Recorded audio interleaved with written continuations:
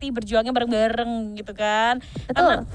Karena kalau misalnya berbicara pengalaman tadi memang pastinya dari Nako Spaceship kalah pengalaman sama member-member dari Archangel. Iya. Cuman balik lagi mereka tetap positif gitu kan dengan apa yang mereka jalankan dan mereka yang pasti bakal maksimal menjalankan setiap matchnya. Dan ini dia match pertama antara Archangel dan Nako Spaceship. Let's go, diramaikan lagi aja Let's teman-teman go. semua untuk live chatnya di share dulu. Yang belum like, let's go, di like dulu. Tapi yang belum subscribe kalian parah, berarti harus subscribe dulu. Tapi kita lihat di arah mid ternyata udah ada satu orang Fadel yang udah setengah HP bar aja nih.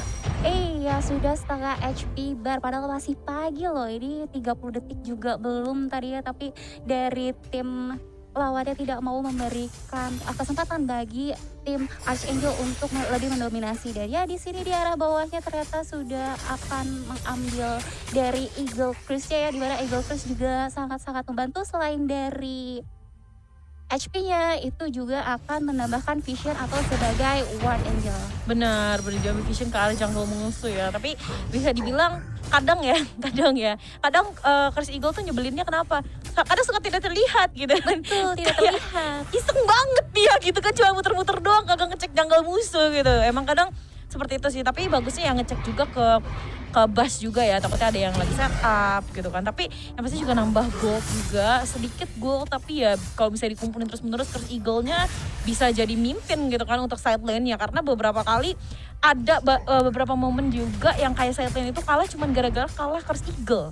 Iya, kadang juga seperti itu. Dan ya guys ya, buat kalian yang masih nonton di sini, jangan lupa buat di subscribe dulu ya, pasti ya, biar makin rame. Jangan lupa di share juga ke komunitas kita ataupun ke keluarga juga boleh banget. Dan kita lihat di sini di arah atasnya dari Engineers langsung mundur begitu saja karena dari Maversnya sudah mencoba untuk menjauhkan mereka. Dan langsung aja dari atasnya Archangel sudah mendapatkan Sentinel, diikuti dengan di arah bawahnya untuk mendapatkan Abyssal Dragon yang pertama di sini Angel. Iya, cuman terjadi pertukaran untuk objektif aja. Tapi tadi juga di sana ada seorang Mavers yang coba untuk ngecek, mungkin ada ngecek juga atau mungkin kayak nyari momen juga kali aja bisa nge-steal. Tapi kalau untuk nge-steal di arah early masih agak-agak berbahaya. Tapi lihat Albion bandel banget ya, udah langsung ke Sage Golem dari tim Nako Spaceship. Tapi sana Zimi juga, di mana Zimi langsung mengeluarkan satu Ember's Gaze tapi belum begitu berdamage. Sementara tadi Catalysm dikeluarkan, tapi ternyata ada satu Earth Splitter dari seorang Mavers di sana. Hati-hati, itu dia first blood yang didapatkan oleh Kunai Blitz dari seorang Senko dengan menggunakan Hayate-nya di sana. Tapi hati juga Albion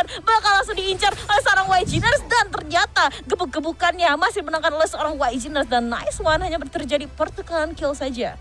Betul, pertukaran kill ya, di mana Archangel di sini dapat 1 dan dari Nako Spaceship-nya dapat 1. Yang tadi dilakukan oleh si Mavers dibukanya itu sangat bagus sekali.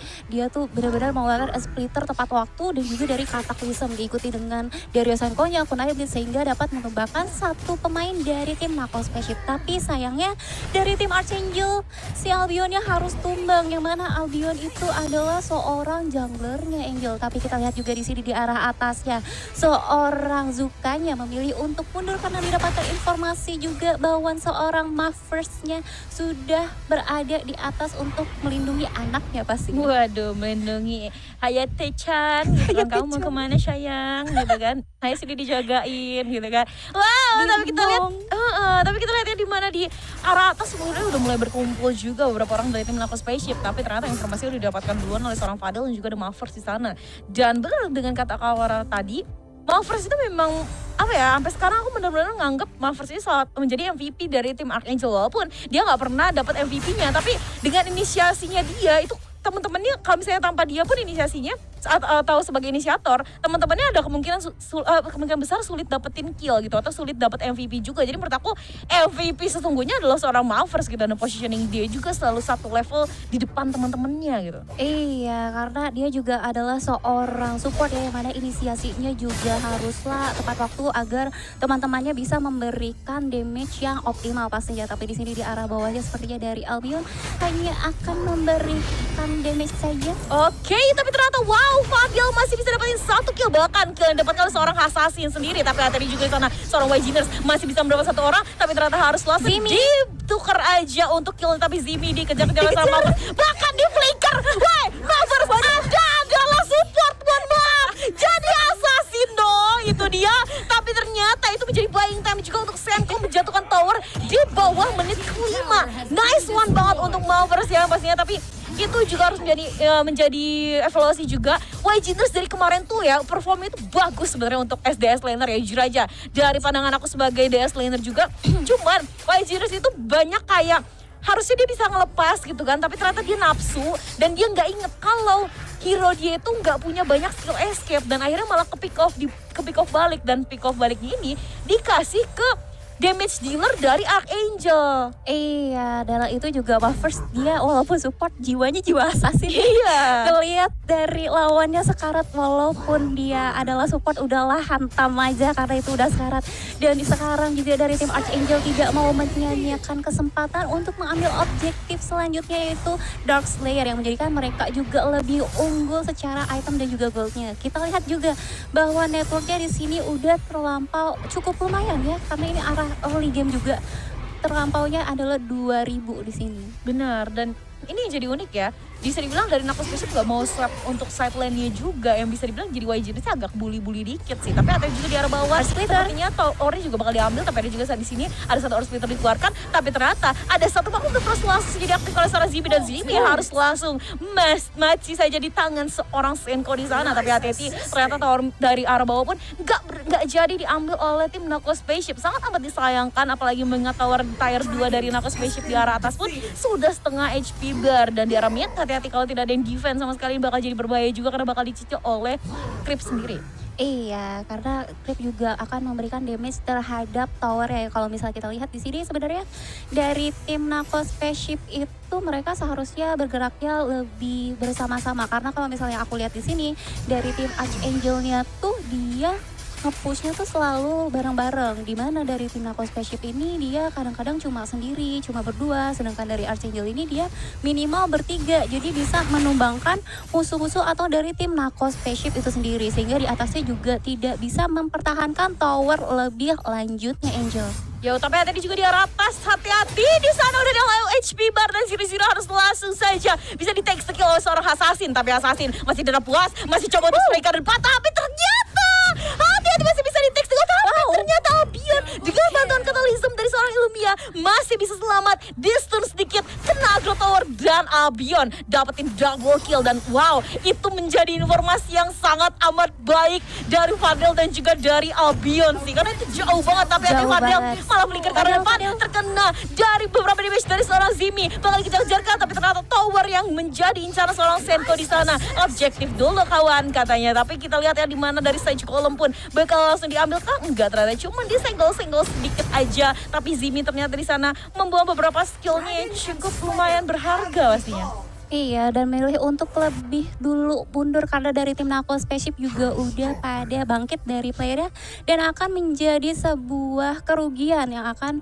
didapatkan oleh tim Archangel kalau misalnya mereka mau memaksakan untuk mengambil buff birunya. Walaupun dari awal-awal permainan dari Archangel ini dia sangat-sangat agresif sih Angel, dan ya bener sih, agresif banget sih ya, mereka juga rapi banget bermainnya, tapi lihat dong Zero-nya bener-bener bandel banget gitu kan, ganggu-ganggu mulu ke arah depan, bete banget itu sih. Tapi Fadel nih harus pulang dulu sih, karena beberapa orang bilang teori Illumia itu tidak berguna, tapi di sini Fadel membuktikan keberadaannya. Betul, ingat kawan, tergantung pilotnya. Kalau saya yang pakai baru Illumianya tidak berguna gitu. Kenapa begitu? Karena saya tidak bisa main mid gitu. Gak bisa, saya gak bisa main mid, saya pakainya warrior mulu gitu kan. Kemarin main mid malah jadi lost. Tapi masih ya, dibalikin dulu aja di sini, di mana dari sekarang pun bisa dibilang dari Rinso, hati-hati Senko. Woi, kok Anda bandel di situ gitu kan? Mungkin tadi udah ada ward atau mungkin wardnya cukup kelihatan, tapi ada juga katalism di arah atas, ternyata menerima beberapa damage atau memberikan beberapa damage ke arah tim Knuckles Spaceship, tapi ternyata itu hanya diberikan untuk menarik mundur armor dari tim Archangel untuk mundur, karena lihat Superman-nya pun sudah low HP, dari Albion atau dari Knuckles pun low HP, dari Ramian seperti bakal langsung dipush karena di Mavericks-nya udah maju ke arah depan, tapi belum ada harus yang dikeluarkan. Zimi-nya terkena di sana, tapi belum bisa didapatkan juga untuk kill-nya. Nggak dapat kill ya, karena dari tim Knuckles Spaceship juga memilih untuk mundur terlebih dahulu, dan sekarang dari Infinite Slayer ya udah muncul juga karena udah masuk ke menit ke-9, dan dari teman-teman Archangel tidak mau membuang kesempatan, langsung aja untuk mengambil objektif selanjutnya untuk lebih mempress terhadap tim Nako Spaceship. Sebaliknya kalau misalnya di sini aku lihat dari tim Nako Spaceship, mereka tuh harusnya rotasinya tuh selalu bersama-sama gitu. Kalau misalnya aku lihat juga tadi si Sugar Mininya itu dia dapetin Berit Agony, yang mana dia berarti mau bikin setengah berdamage tapi juga tahan gitu. Dan kita lihat juga tuh ya, untuk dari item supportnya memilih untuk ambil cleansing, mungkin untuk mengurangi atau mereduksi damage yang dikeluarkan oleh skill ultimate Illumia ya Angel. Ya, sisinya juga kan bisa dibilang dari Lomber dan Illumia kalau udah tadi ya combo-wombonya gitu kan, udah tidak bisa bergerak gitu ya, udah susah banget, capek banget itu ngotak-atik analog tapi kok nggak gerak-gerak gitu kan. Ini ya bertubi-tubi. Iya, tapi hati-hati Sugar Mini di sana terkena beberapa damage dan ternyata harus langsung saja di-text kalau seorang Senko di sana. Ember's Gaze nggak bisa berbuat banyak dan tower pun harus menjadi incaran oleh tim Archangel. Tower tier 2 pun harus langsung ditumbangkan saja. Tower ketiga yang berhasil didapatkan oleh tim Archangel. Tapi hati-hati di sana, Infinite Slayer langsung saja dimunculkan. Hati-hati high ground yang bisa menjadi incaran juga, tapi ternyata sepertinya hanya menjadi peralihan isu saja karena di arah midnya hampir mau di-push, tapi Wajinus mau coba nge-defend berhadapan dengan 5 orang sekali dan Illumia lagi-lagi dapetin kill. Wow, Fadil, nice one banget. Tapi Zini masih bisa berhasil kabur, tapi Senko dapetin bloodbath di menit ke-11. Nice one banget, tapi kita lihat tower di arah mid masih belum bisa ditumbangkan oleh tim Archangel. Betul, tidak bisa ditumbangkan juga karena tadi itu menjadi pengalihan isu juga, tapi di situ hasilnya harus tumbang ternyata di tangan seorang Senko dan langsung aja tower atasnya sudah tidak bisa dipertahankan lagi. Apakah ini akan menjadi akhir atau memilih untuk mundur terlebih dahulu? Dari tim Archangelnya ternyata lebih memilih untuk mundur terlebih dahulu ke arah midnya telah dihancurkan. Tapi kalau misalnya menurutku sih ya, mereka harusnya mundur dulu sih, karena dari creepnya juga mengalami scroll 80%. Tapi ternyata di situ Sugar Mininya udah sekarat banget Angel. Ya udah sekarat banget, tapi di sana Senko dari Jungle Mavers masih sedikit mau coba nge-push atau nge-pressure ke Nako Spaceship, karena memang kalau misalnya udah posisi pressure udah dapetin sama Archangel nggak boleh sampai dilepas nih. Wajinars hati-hati, dan Senko legendary kawan, ternyata di menit ke-12 Katalism dikeluarkan, tapi Sugar Mini masih bisa untuk defend kepada yang lain. 0-0, hati-hati juga udah coba untuk masuk, tapi Fadel harus tarik mundur dulu karena memang sudah tersisa 1 HP bar saja di dirinya. Tapi Albion masih coba untuk langsung saja nge-push creep dari arah bawah pun terkena efek slowdown dari tower tier 2, tapi ternyata itu udah menghentikan pergerakan dari creep kita ini. Tapi kita lihat di mana sekarang dari tim Nako Spaceship hanya tersisa 1 tower saja di arah bawah atau di arah abyssal lane-nya, dan yang pasti mereka harus coba untuk protect atau bisa dibilang defend ketiga lane-nya. Nggak bisa cuma defend di arah bawah saja, karena bisa jadi di arah bawahnya full-fullan di defend, ternyata atasnya di push. Nah itu yang sering terjadi juga dan akhirnya jadi blunder. Jadi menurut aku harusnya bisa untuk di defend ketiga lane-nya dulu aja. Betul, dan tadi kalau misalnya sampai tower bawahnya hancur, itu akan mendatangkan mega creep yang pastinya juga bakal lebih susah lagi buat mempertahankan core atau Nexus yang dimiliki oleh tim Nako Spaceship. Dan kayaknya dari tim Archangel juga nggak mau melepas pressure yang diberikan ya, karena di sini juga kita lihat di arah bawahnya gerobaknya sudah sampai 0-0 juga masih mencari-cari apakah ada yang masih bisa didorong. Wow, tapi Zira ternyata di sana Zira ditambal splitter dari seorang Bowers, masih bisa dapat 1 orang, bahkan 2 orang tertumbangkan. Sekarang hati-hati, ternyata Assassin gak bisa kemana-mana, bertemu dengan beberapa orang dari tim Archangel, dan bahkan sekarang seseorang Sugar Mini yang bakal coba untuk defend, tapi ini bakal menjadi kesulitan karena Gildur juga nggak bisa defend tower atau defend core berhadapan dengan beberapa creep dan juga beberapa orang yang masih bisa memberikan damage yang cukup besar ke arah dirinya sendiri. Dan ini menjadi match pertama